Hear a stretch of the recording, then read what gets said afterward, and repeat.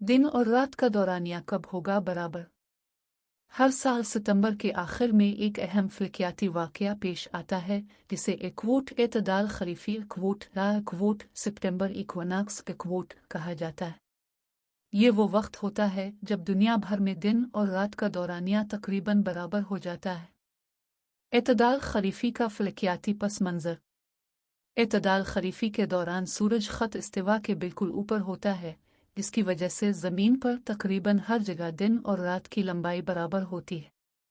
यह फलकियाती वाक़या आमतौर पर 21 से 24 सितंबर के दरमियान होता है, जिससे शुमाली निस्फ करे में ख़िज़ा और जनूबी निस्फ करे में बहार का आगाज़ होता है।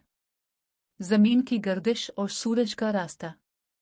ज़मीन सूरज के गिर्द अपने मदार में माइल होकर गर्दिश करती है, जिसकी वजह से मुख्तलिफ औकात में सूरज की रोशनी मुख्तलिफ ज़ावियों से ज़मीन पर पड़ती है। एतदाल खरीफी के दौरान सूरज का रास्ता ऐसा होता है कि वो मशरिक़ से बिल्कुल दुरुस्त तौर पर तुलू और मग़रिब में ग़ुरूब होता है। मौसमों की तब्दीली और एतदाल खरीफी।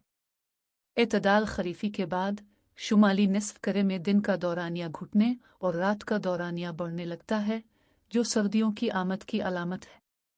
इसके बरक्स जनूबी निस्फ करे में दिन तवील और रात मुख्तसर होती जाती है, जिससे बहार और फिर गर्मियों का आगाज़ होता है।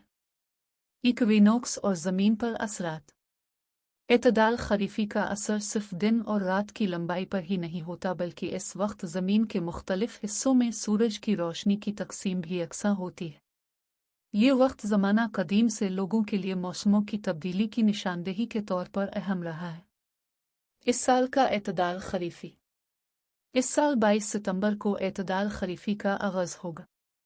इसके बाद शुमाली निस्फ करे में दिन का दौरानिया कम और रात का दौरानिया बढ़ने लगेगा, जबकि जनूबी निस्फ करे में इसके बरक्स होगा। ये फलकियाती वाक़या हमें ज़मीन के मदार और सूरज के दरमियान ताल्लुक़ की याद दहानी कराता है और हमारे माहौल में होने वाली तब्दीलियों की वजाहत करता है।